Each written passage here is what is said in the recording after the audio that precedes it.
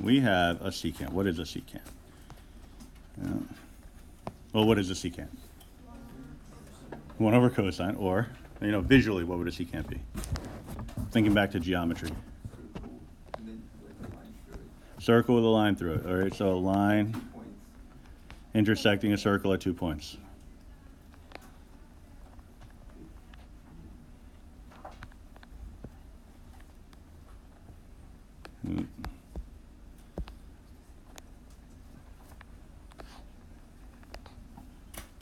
At 2 points.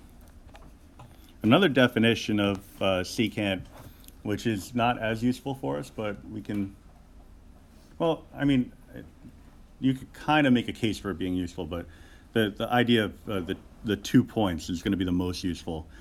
But the alternative definition is a line segment that breaks up a circle into 2 separate parts.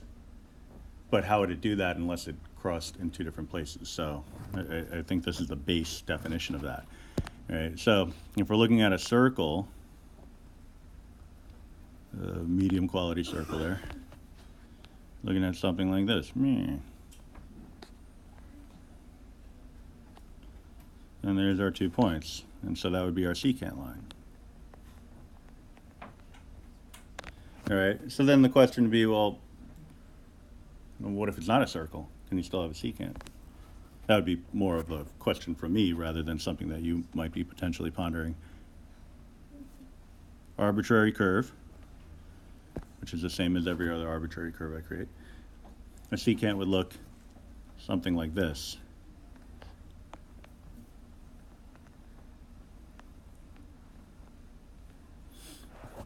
All right, so we're extending our definition of a secant to also apply to things that are not circular. When you get further and further in your studies involving calculus, you'll find that everything can be thought of in a circular fashion. In fact, sometimes we'll define equations of functions in terms of the function's arc length, and that arc length is definitely a circular measure. Right? So, and I can give you a brief gist of that real quick. Any better than I might find out.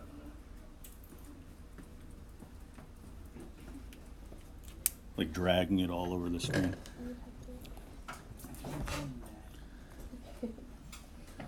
Let me just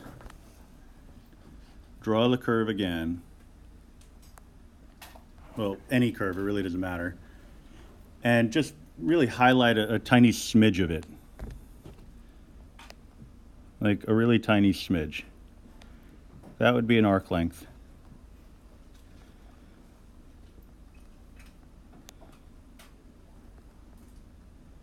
That we call S for arc length. Obviously.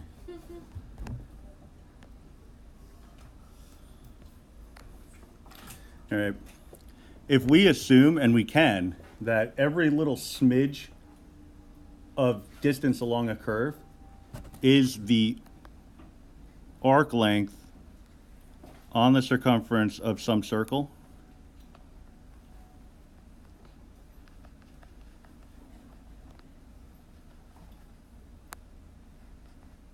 this is terrible. It's just getting worse.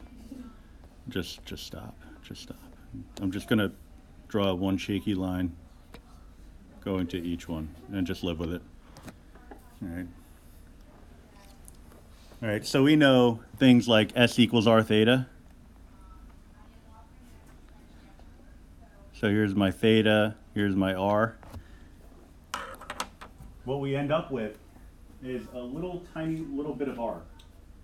But the smaller that arc is, the closer it comes to being thought of as a linear measure.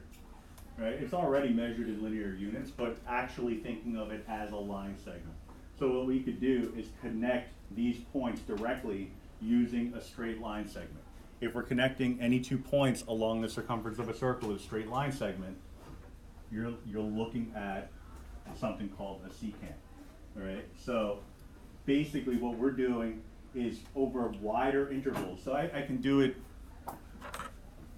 in a more extreme sense. Over wider intervals,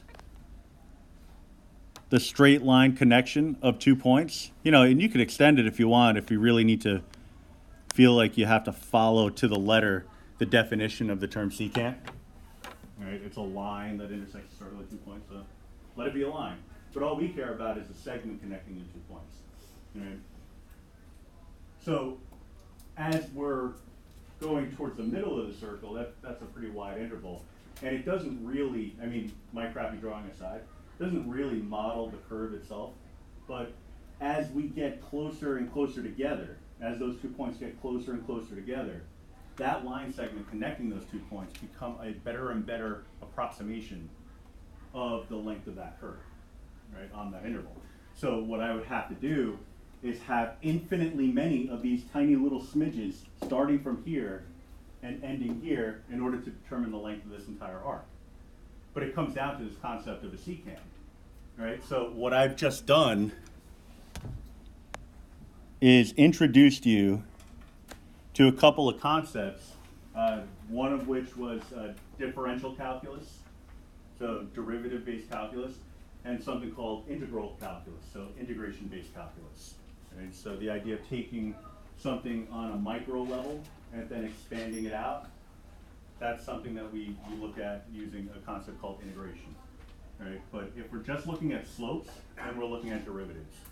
Right? So that's kind of like the punchline to the joke, but that's the whole point. Because if I can somehow find a way to represent the slope of the secant line in such a way that if the points get closer and closer together, to the point where those 2 points actually come in contact with one another, then maybe I can find the slope of what's known as a tangent line, and that would be the basis of everything. So let's see if we can do that. Did I give you programs yet? No?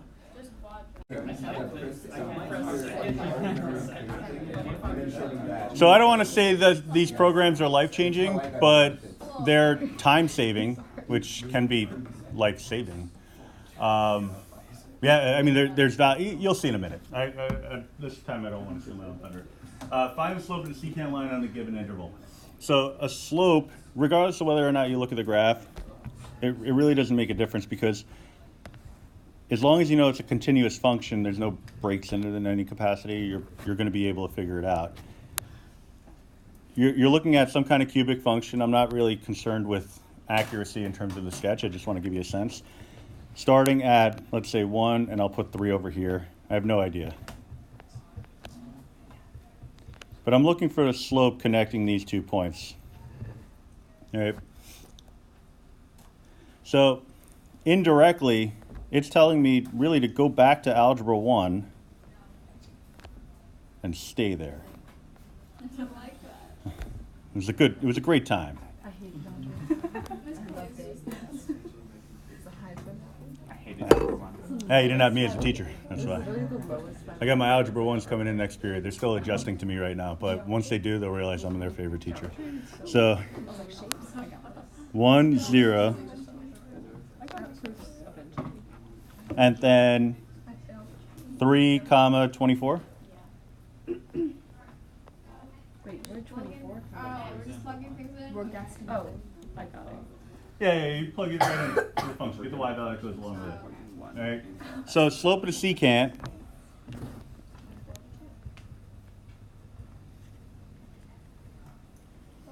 really just boils down to change of y over change in x, which is 24 minus 0 over 3 minus 1, which is 24 over 2, which is 12. All right. Now, once you know what a secant line is, coming up with a slope of that shouldn't be challenging, but for some reason the College Board, they want to make it as complicated as possible. So, and actually it's not just the College Board, it's calculus people everywhere. So the slope, sorry, I know that wasn't entertaining. Slope of a secant is defined formulaically as f of b minus f of a over b minus a on the interval of a to b. That makes sense. It's what we did. It's not bad. It's just jarring a little bit. Like, why don't we do it this way? That way it was so much nicer. I like the other way. The other way is purely numerical, and there's a place for that. The issue is if I have to work with functions, entire functions, rather than just functions at particular points, that could be a problem. Now, if I do have to find the slope of a secant, like in this case here, I may consider using a program called average rate. All right, because what a secant is, when you're finding a slope over an interval, the secant, slope of the secant gives you an average rate of change.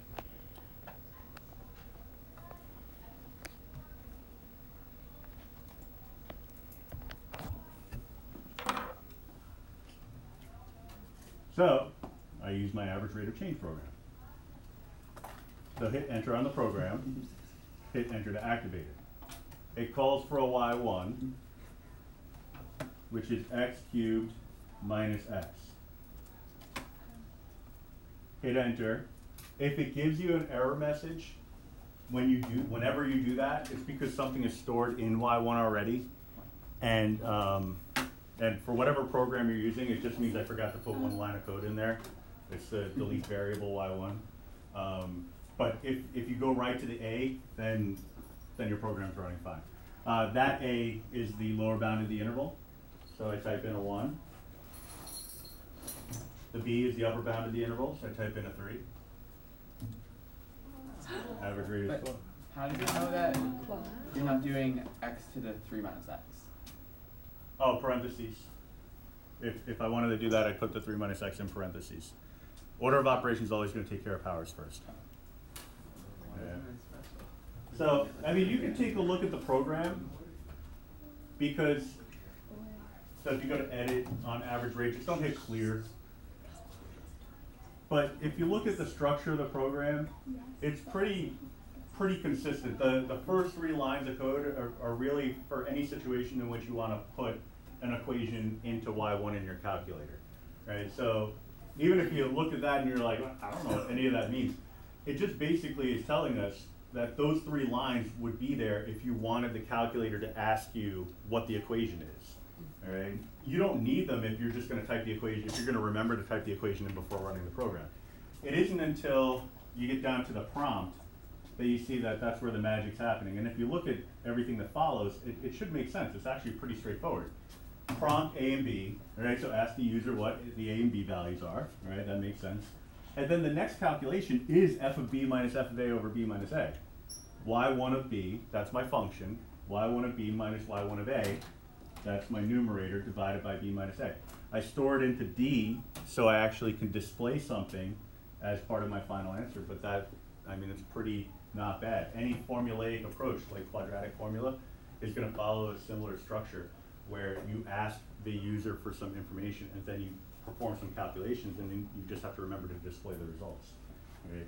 So if you're interested in trying to develop your own programs, it's a pretty good place to start, just studying the ones that I've given you.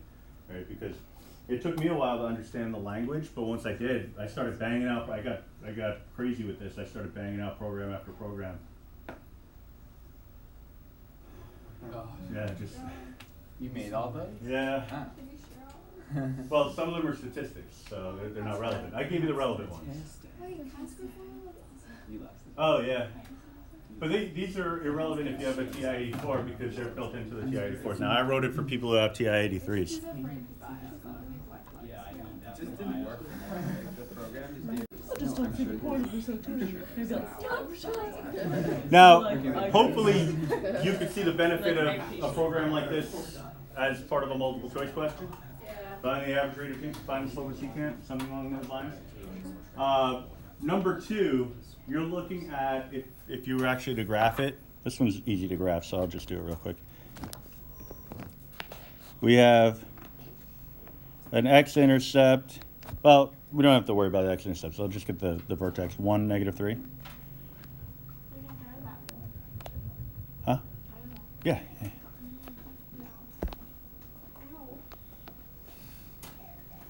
Slope of 2.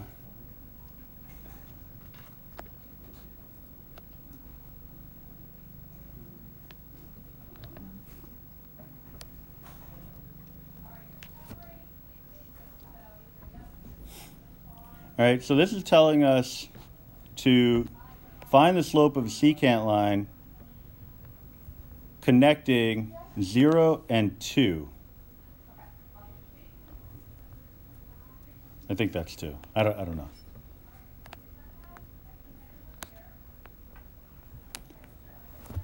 But honestly, I've lost interest in the problem because it's apples and oranges. It's not along the same curve.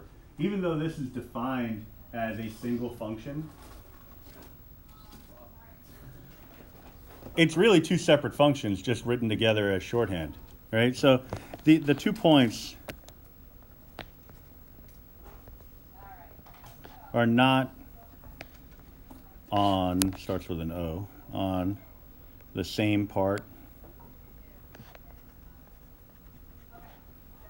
of the absolute value function,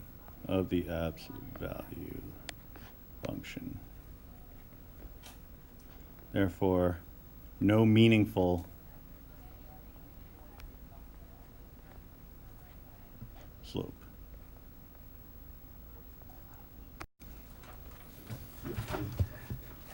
Slope of the tangent line at a point.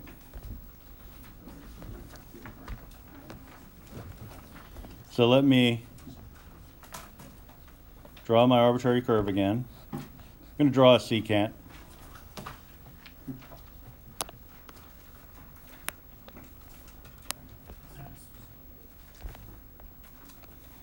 Now, previously, we called the secant a comma f of a, or at least implied that, and b comma f of b.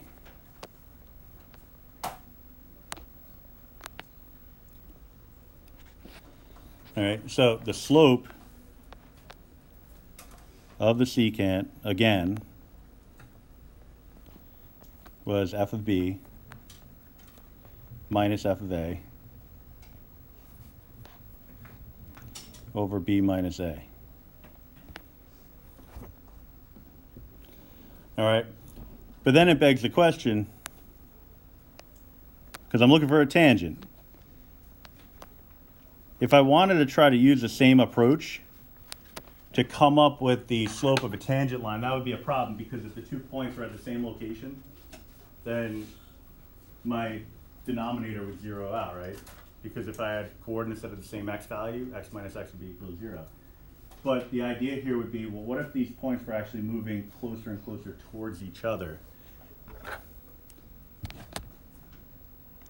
So maybe like here, still another secant line. But if my goal is to come up with the slope of this line here, the purple one, which would be the tangent,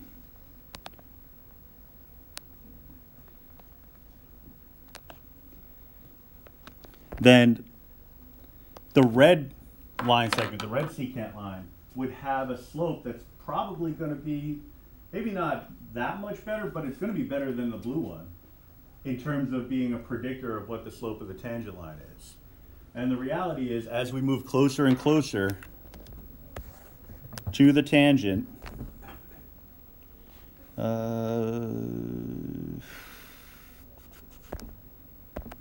green. No. Custom.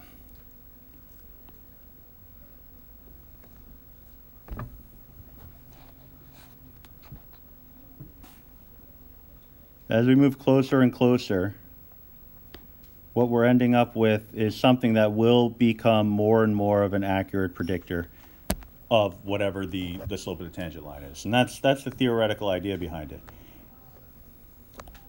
So the question becomes, well, which point's moving? A, B, both?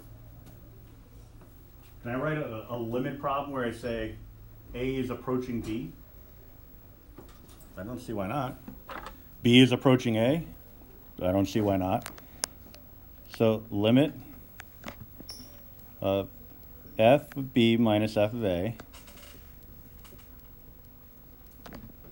over B minus A, where B approaches A. Or the limit Same idea. Maybe it's A going to B.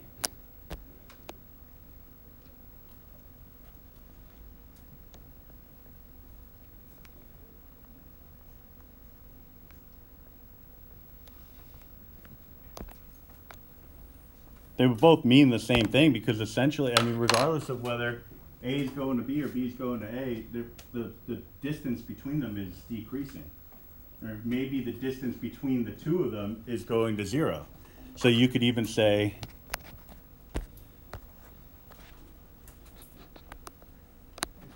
that's not a marker. Or limit as B minus A approaches 0 of f of B minus f of A over B minus A. They all mean the same thing, right? So there's a lot of ways to handle this, all right? Now, in pre-calc, you learned another way. So I'm going to put a big or here. You had a slope of secant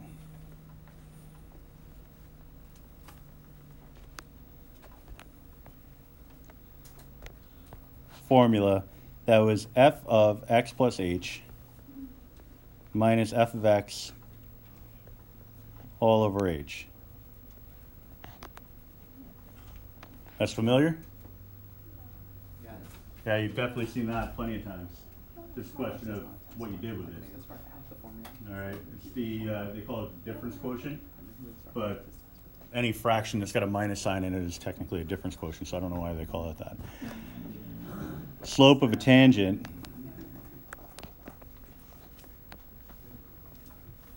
would be the same exact thing, except the h value would be approaching 0.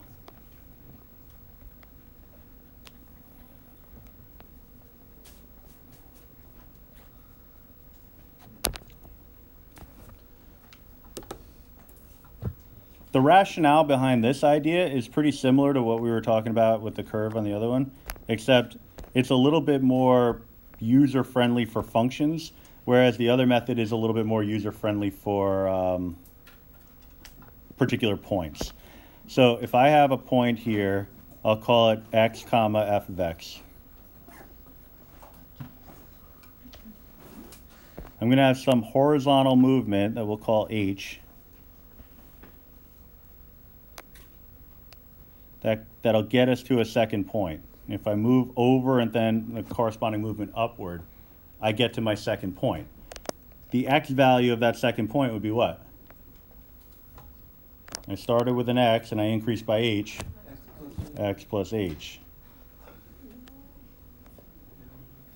Then the y value going with that, well, if x has a y value f of that x plus h would have a y value of what? F of x plus h. Now, if I find the slope between these 2 points, highlighter, this point and this point, I would get my secant, my slope of secant formula, because it would be change in y, f of x plus h minus f of x, all over change in x plus h minus x. The x's would cancel out and you'd be left with the h. Right? So that's where that formula came from. It's an extension of what we were talking about with slopes, but finding the limit as the h value gets smaller brings the second point closer to the first one and finds the tangent that you're looking for. All right. So what we're going to do tomorrow is actually try to do something with that information. All right. So, and that is the beginning of the concept called a derivative. If you've never heard that word before, well, don't worry, because you're going to hear it every single day, repeatedly, for the rest of your natural lives. For the rest of the but there could possibly be a method to this. You did not get this.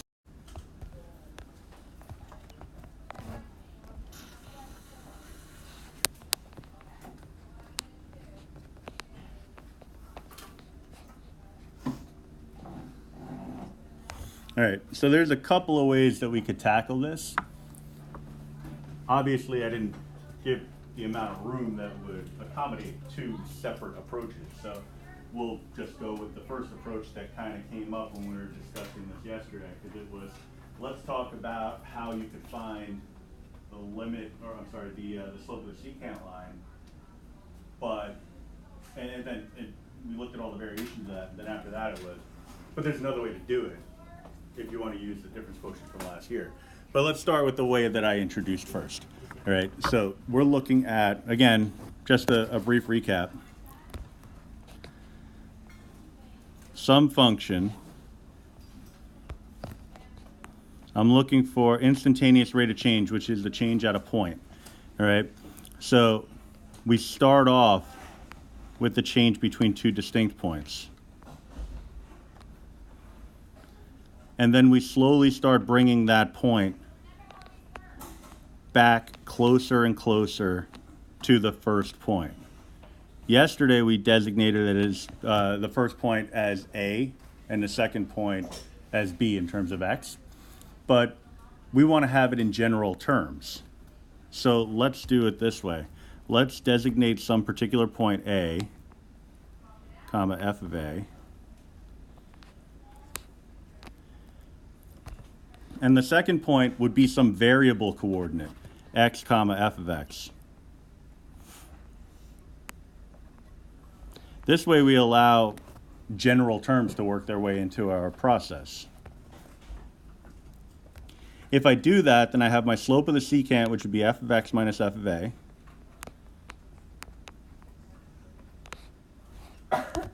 That's our average rate of change, over x minus a. All right, so that's the slope of the secant line. But if I want to find the slope, the instantaneous slope, when x is at a, then what I want to have happen is I want x to start working its way back towards a. So I want the value of x, whatever it is, to approach a. So if I apply a limit here, as x approaches a, that'll give me the instantaneous rate of change at that point, also known as the slope of the tangent line.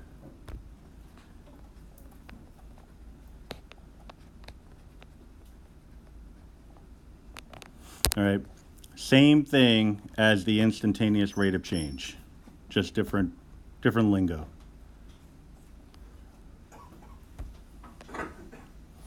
All right, just something to chew on, because you're going to see all these different terms: slope of the tangent line, instantaneous rate of change. We'll get into average rates of change. We'll limit the average rate of change. All this stuff. It's all boiling down in some way, indirectly sometimes, to a derivative. So basically, if you just know pretty much from now until the end of January, that at just about any given moment, no matter how the question is phrased, it's probably asking you to find a derivative, then that's a pretty good way of thinking about things. All right, is there a question? All right, so what I want to do is I want to use this information to help me find the instantaneous rate of change for any point along this function. All right, f of x, all right, well, I have that. F of a, I need that, but that's easy enough, because f of a is just f of x with a's plugged in.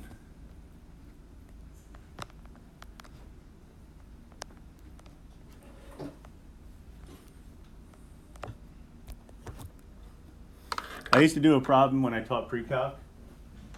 It was something simple. It was like f of x equals x squared plus 2x plus 1, something like that. And we were just practicing evaluating functions. So I'd say, okay, find f of 0. They'd say 1. I'd say find f of 2. They'd say, oh, so 5. And then I'd say find f of m. And they'd say, wait, what? Like what? Why do we? Isn't that just m squared plus 2m plus 1? Well, what was the point of doing that? How did that make the situation any better? In pre-calc, it didn't, because it was a disconnected topic that didn't seem to have any meaning. Now it does, because f of a is the function evaluated for any arbitrary a value. Still, I mean, if I'm just looking at this, not overly meaningful, but when I plug it into this limit definition, then it has all the meaning in the world. So limit as x approaches a of my f of x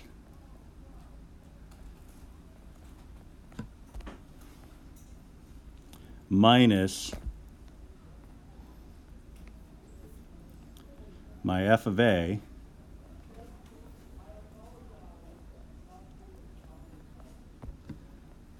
all over x minus a.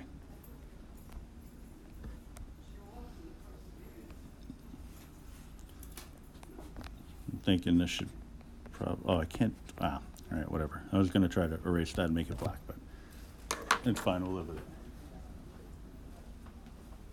All right, so if I can find the limit of this, then I will have what I'm looking for. Seems pretty easy, right? Yeah, it's terrible.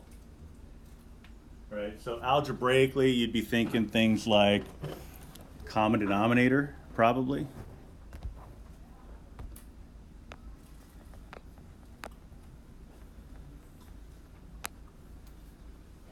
So x minus 1 times the a squared minus 4 minus let's go a minus 1, really doesn't matter, x squared minus 4 over my common denominator, which would be x squared minus 4 a squared minus 4 all over x minus a, but that's the same as just tucking that x minus a in the denominator here, because it's the same as dividing by x minus a over 1, so if you change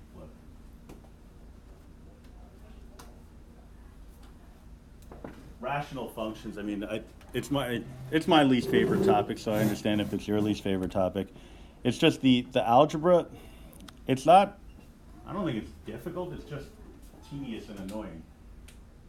Pre-calc, algebra 2 pre-calc in this course, anytime you see a rational function in a problem, you're like, oh, I know I'm going to get the answer, it's just, I don't want to.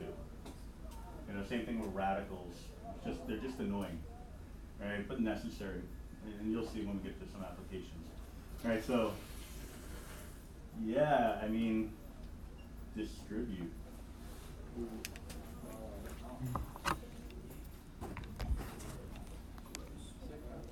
That's why we have 2 years of algebra before you get to pre-calc, so that you can hopefully do something like this so you can hopefully distribute.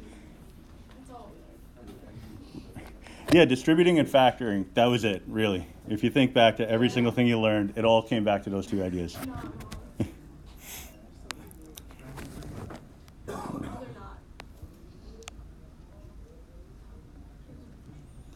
Minus 4x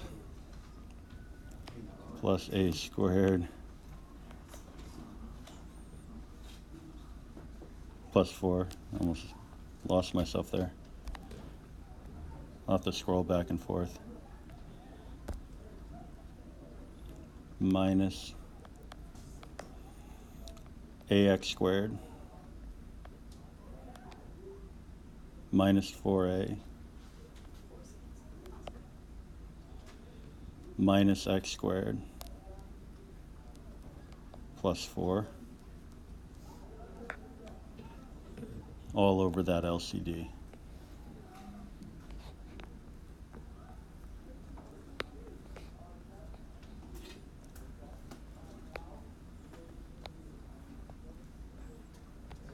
Now, just to address something that may have popped into your heads.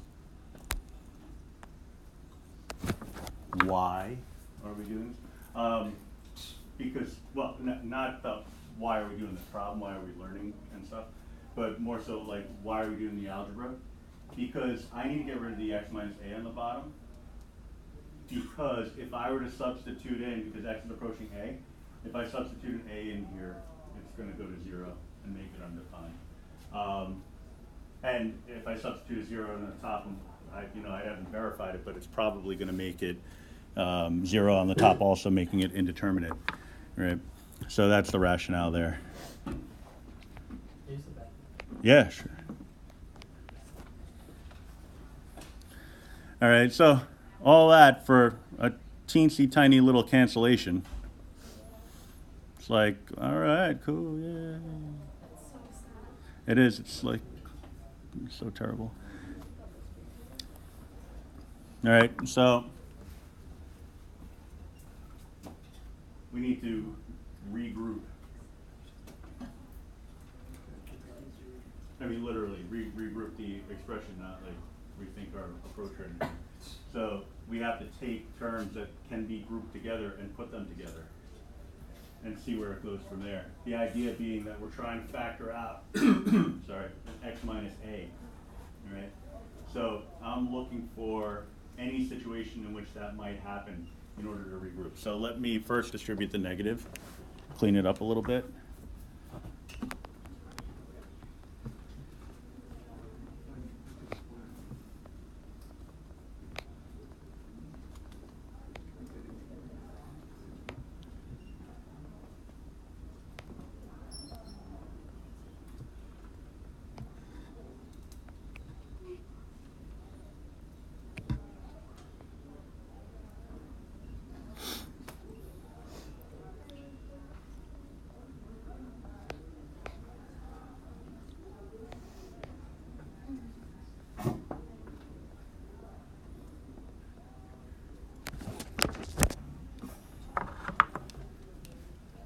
So possibilities. One actually is if you wanted to try to use synthetic division with coefficients of a, you could do that, but I don't know that that's something you're overly eager to do. The other thing that you could do is group like components. So anything that has an x squared, put it together. Anything that has an a squared, put it together. Anything else, put it together. The a squared. Yeah, the first one, like minus 4x plus a squared, it should be minus, right? Because it's x minus 1 times a squared minus 4. Thank you.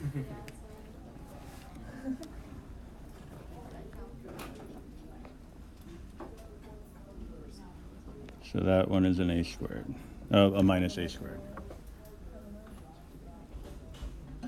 Yes, yes, yes, okay. Right, and then we have the plus 4. Okay. So, yeah, it won't let me go back too far to erase, so I have to just scribble over it. So hopefully I'll remember that that's so much. All right, so let's rewrite it so that anything that has an a squared is together. Anything that has a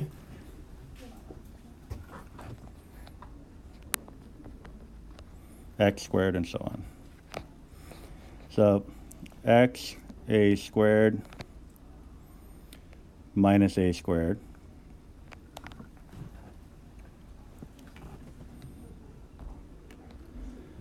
The x's we have I'll just do the x squared first. So plus x squared minus ax squared.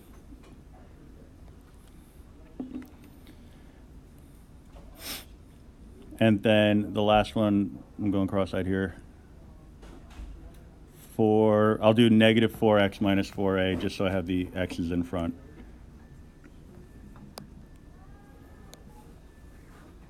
Negative 4x plus 4a, I think I might have said minus.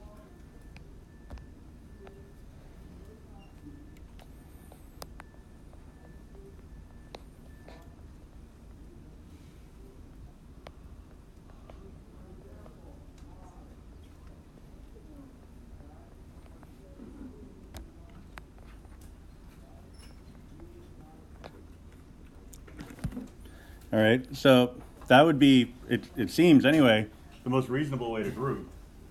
Because if I grouped it any other way, we wouldn't have enough commonality. Although it is possible that we want to reorganize it in a second, and we can take a look at that. But this is one way to go about it, so let's give it a shot. I can pull out the a squared.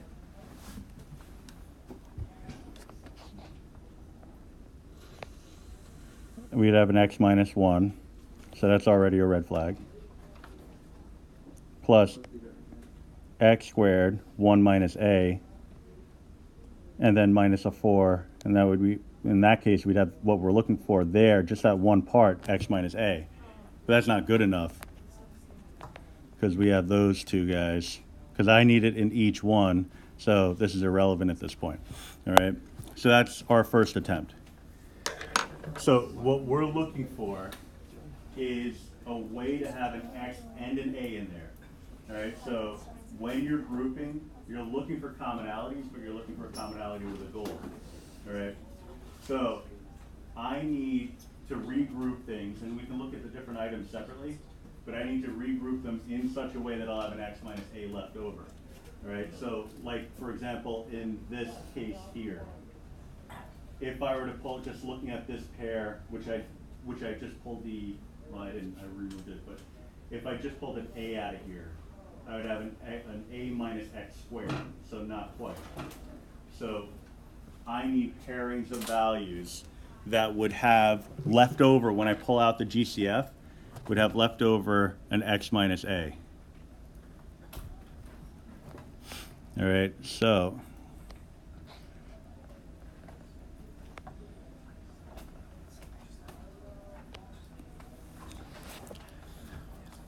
all right, so we go down the line, and this is a systematic approach when you're doing something like this.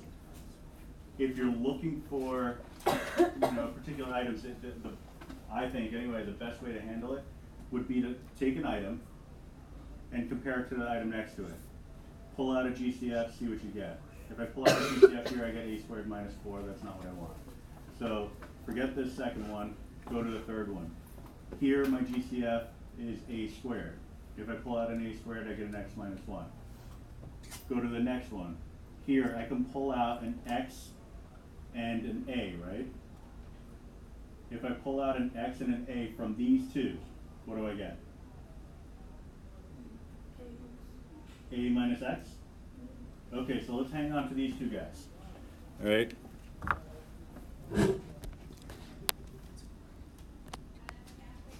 Because A minus X is just a negative multiple away from being X minus A. That's what we want. So we'll group those together.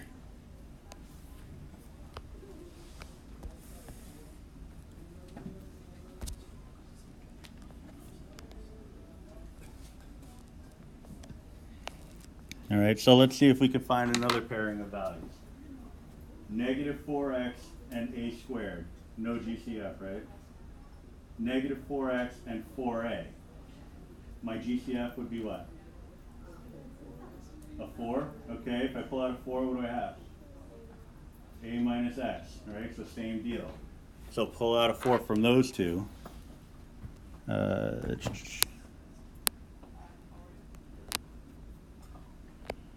So I'll pull out a positive 4 just so I maintain that A minus x.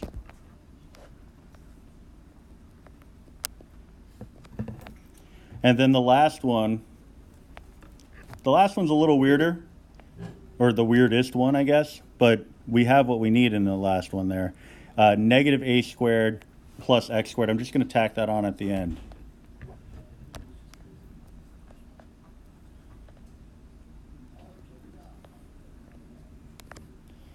All over, and I'm just going to write all over LCD. All right, in the past, I've gone straight to the correct way to do it, and I get the, whoa, whoa, whoa. How'd you know how to do that? And sometimes you need the false start in order to see what the correct way is, because I found anyway, especially when I taught Algebra 2 like a decade ago, that when it was factoring by grouping in like a second. It was, let's deal with difference of squares, difference of cubes, factoring trinomials for like ever for some reason. And then, oh, and by the way, let's talk about grouping for like a minute and then move on. And then we get to this course and it comes up all the time. So so I figured it was kind of worth addressing on the fly anyway. So we have our GCF here. Pull out the AX.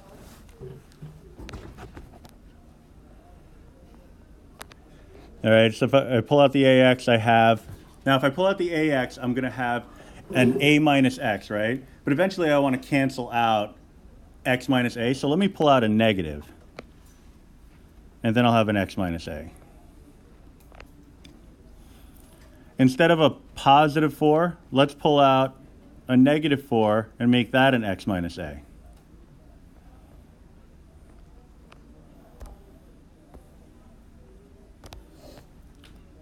Now this guy here, we could think of this as x squared minus a squared. All right, so plus that x squared minus a squared. So plus, if I factor that, x plus a, x minus a. So we have the x minus a, x squared minus 4, I believe, and a squared minus 4. What's so important about getting x minus a? Is it just that it's in the denominator? Need it to cancel, Okay. because that's what's making the limit not exist. All right. All right, there's a common x minus a. I don't actually have to show it being factored out to cancel it. This will cancel with each one of these x minus a's. So I have negative ax minus 4 plus x plus a over x squared minus 4 times a squared minus 4.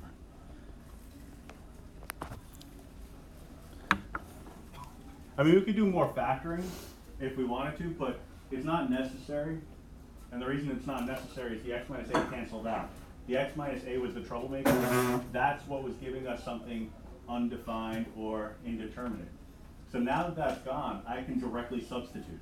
All right? If you want to try to do it in your head, you can, but I'm going to show the steps, at least this one time. You do enough of these kind of problems, there's some steps that you can naturally skip. Sorry, I don't need to write limit anymore. I'm actually applying the limit. So what I'm going to do, so this is kind of a weird limit rule. So if x is approaching a, one thing I can do would be to replace all the x's with a. But if x is approaching a, then x and a are taking on the same value, right? Because if they get to a point where they're at the same location, then x and a are indistinguishable from one another. So they become interchangeable. So at this point, you have a choice. Based on that logic, you have a choice of sub in x or a. You'd sub in an x if you want a function as a result.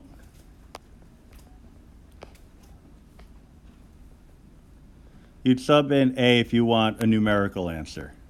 All right, so if I want to find the instantaneous rate of change at 2, then I would sub in an a, and then later on replace the a with a 2.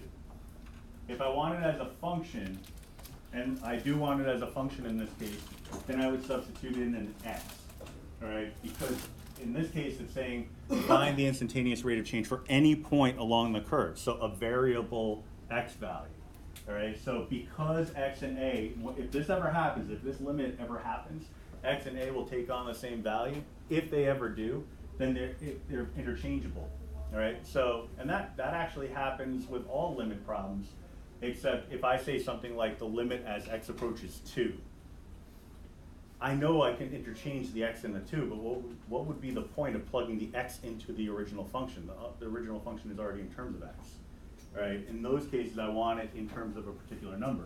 But this time, I want to have the opportunity to put my limit in terms of a variable so that I can represent that, or use that variable to represent a new function that is known as the derivative function.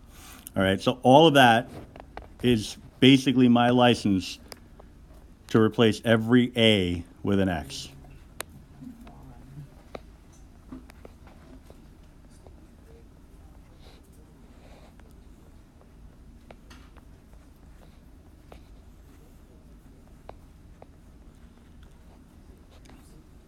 And this is something we could simplify.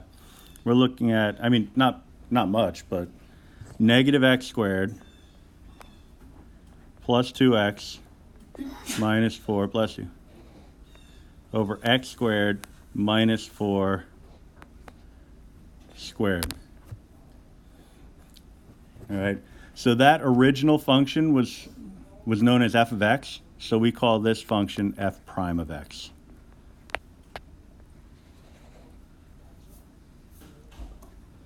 All right, so what this gives us, again, is the slope of the tangent line.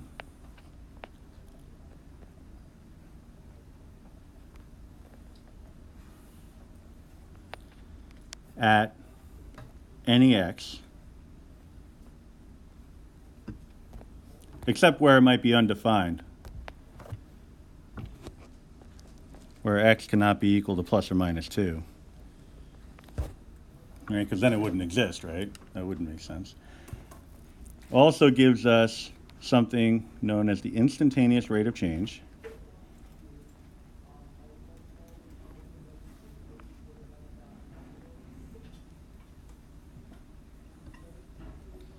Also gives us something known as a derivative.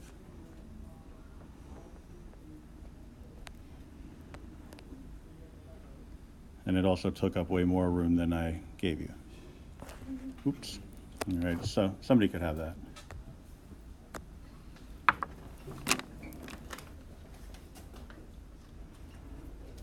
It becomes easier and easier to lose track of this because I can zoom like crazy. Even zooming, though, it took up a lot of space. All right, so this function will tell us the instantaneous rate of change at any point along that original function.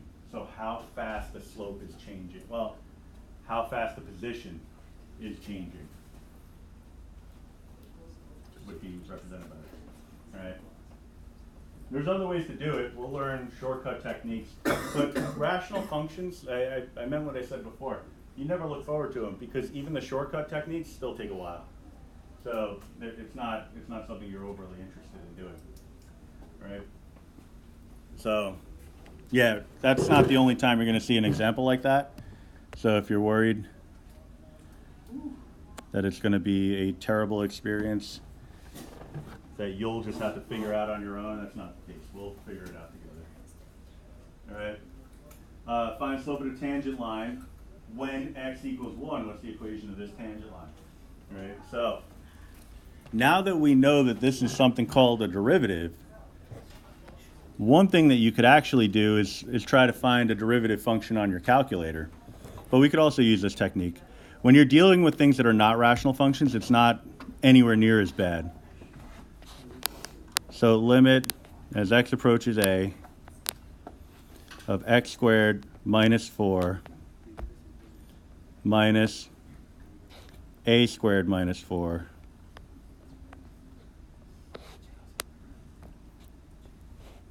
over x minus a.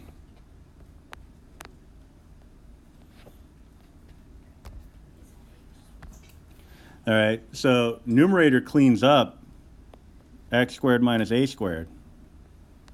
We spent like 20 minutes trying to get x squared minus a squared in the last example. I don't think that's even much of an exaggeration.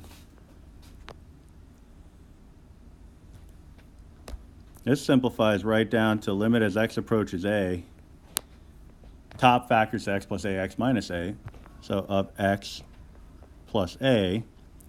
Now that the troublemaker's gone, you know, try not to lose sight of why you're doing the algebra in a limit.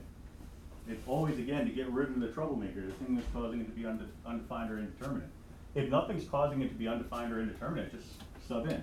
Now, if I replace the a with an x, I will get a function. That's a general way of representing the slope.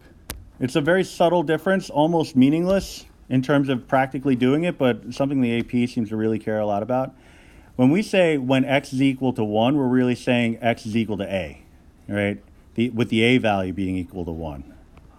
All right, so the proper way of handling this limit would be now to go the other way, replace all x's with a's,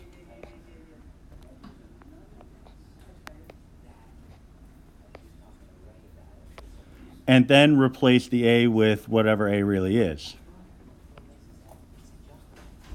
So this is giving me the slope of the tangent line at that particular location.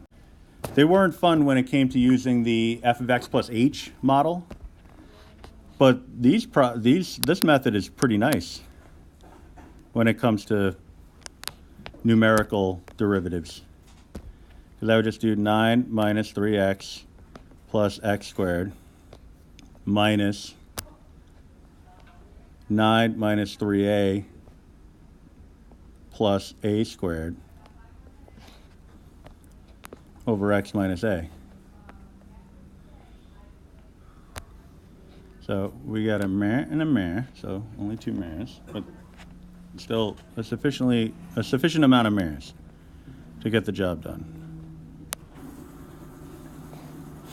All right, so we want an x minus a to cancel. So let's regroup so that happens. In this case, it's a little easier to see. Oh, this should be a plus, right? X squared minus a squared to see what the possibilities are. But if it wasn't, I would still go with that systematic approach. All right, so pull out a negative 3, x minus a, plus the factored form, x minus a, x plus a, x minus a. On the bottom, cancel, cancel, cancel.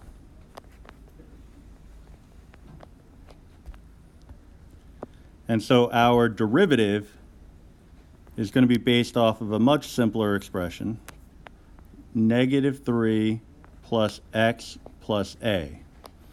I'm going numerical on this one, so negative 3 plus 2a, if I replace the x with an a. I have to do this when x equals a equals 0.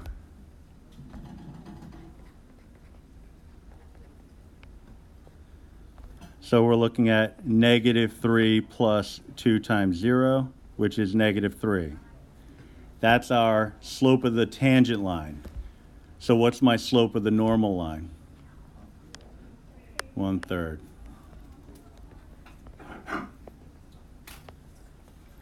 All right, so you may be shocked by this, but there is a textbook assignment. The actual physical textbook that I gave you on the first day of school, second day of school maybe.